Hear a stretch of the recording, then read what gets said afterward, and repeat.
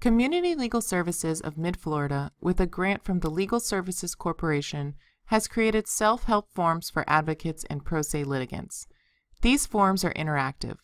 They ask a series of questions to the user and populate forms that can be filed in court. This video will show you how to access the forms so that you can both use the forms and provide this information to pro se litigants, attorneys, advocates, and the courts. The forms can be found on floridalawhelp.org. This is the home page for floridalawhelp.org. If you look to the right and scroll down, you will see the button for self-help forms. I'm going to click that button. That's going to take me to the next page, which tells me which forms are available for self-help forms. I'm going to use the eviction answer and related motions to show you an example of how this process works. Once I click on the button, I am taken to the next page. This is an information page. You can either read the information or you can go straight to click to the interview. I'm going to take a look at the information. Each one of the forms has an information page. The first thing on the page is a disclaimer that this is not creating an attorney-client relationship. It explains which forms can be created, when the form can be used, when it cannot be used, how long it may take to complete the form, any information that you will need to complete the form, and any additional resources that are available to assist. At the bottom of the page, I will launch the interview.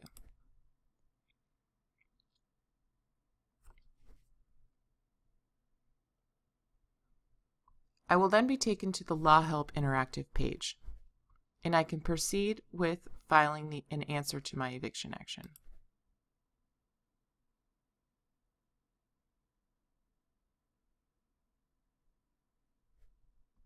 The next page is the terms of use, another disclaimer page, that this is not legal advice, this is not to be used for commercial use, and is to be used by low-income people for reduced fee legal assistance. I'm going to agree and continue.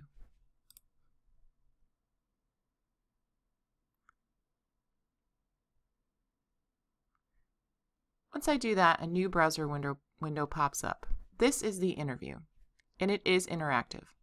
I am interested in an answer to my eviction complaint, so I will click the next button.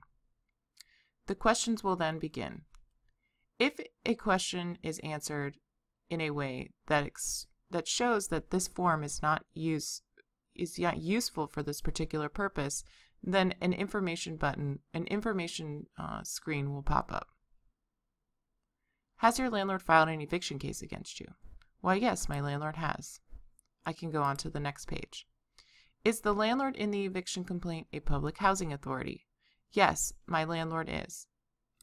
If I click on yes, I get the information that says this form is not available for this particular legal issue. If my landlord is not a public housing authority but a private landlord, and I click no, I have the ability to move to the next question. If you look to the left, you will see an indexing of all the questions that will be asked during the course of this interview, and you can move back and forth between them. At the end of the interview, it will conclude. When I am finished answering my questions, I click Next, and a dialog box pops up that says, if I want to continue, I can press OK. If I'm not quite sure, I want to cancel and go back to the interview, I can do that as well. I'm going to click OK.